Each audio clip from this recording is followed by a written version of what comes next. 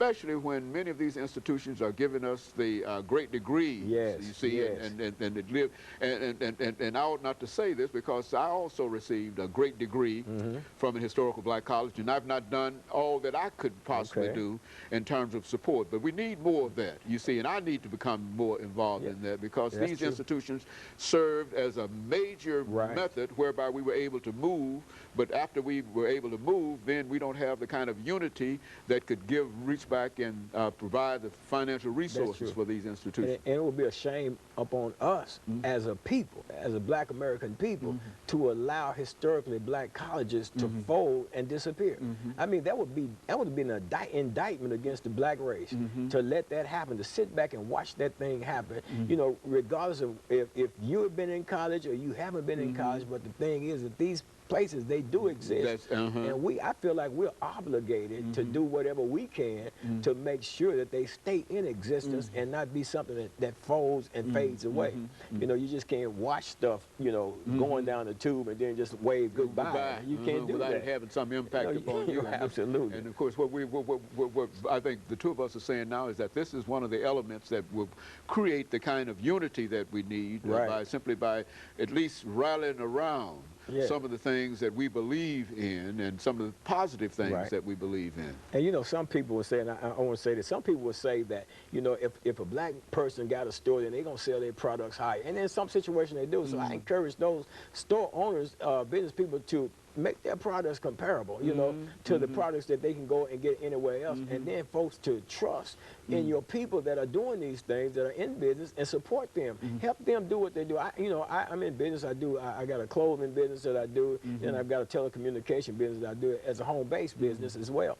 And you know, a lot of people would not support you, even though you got products and services that are even cheaper than what they're paying for, and they still won't support. They'd rather pay the higher price. Absolutely. And that's that fear that you're going to give them a bad product or a bad service. That's that distrust, because nothing based upon nothing else but the fact that you're black. Okay. And then there's that envy because, you know, you're doing something that, and a lot of times your success, Dr. Haney, will remind people of their failure, and they shouldn't look at it like that. And they should not look at it like that. They should really, you know, we should really press in as a people and elevate ourselves above the mindset that we currently have and go on and move forward. And when you catch yourself talking negatively about a black person, that they're gonna be late because they on CP time and all that, you have to stop that. You can see, because that mind, that thought process, it got to stop with you, because if you stop it, I stop it, and then that means we don't have that thing to teach to our children or to the next generation, so they'll grow up without that thing. But as it is right now, they're growing up with that thing. They're growing up with that fear, that distrust, and that envy, and we got to stop it. It's on us. We got to do that. And I think, as a matter of fact, we are the only ones that can stop it. We're the only ones that can. And I think some things that groups and cultures have to deal with that can only be dealt with by those groups and those cultures. Nobody can make you responsible or whatever. It's something that has to come from within. There's no law that Congress can pass and say black people respect one another, honor one another, do business with one another. We just have to change our mindset, and the way we're going to have to do that, we're going to have to empower ourselves with knowledge of our past and who we are, because, you know, with knowledge of the past, you can with confidence chart a course for the future. So a lot of times we don't understand, we don't know our past. There's a lot of young black males out here right now on our streets, man, that don't understand the past. They don't understand the struggle. They don't understand the 60s. They don't understand how that we are not that far removed from when the police were letting the dogs go, and the police was, when there was fire hoses and folks that was marching for the rights of black people.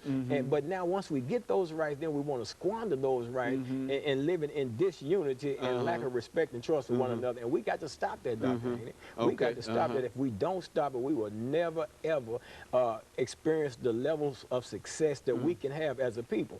I can be successful, you can be successful, but we need everybody within the race to be successful in their own right. And if we don't break the mindset, then it'll never happen. I think one of our great politicians said at one time, the rising tide raises all the boats. All right. What you say, that no yes. matter who we are, That's it.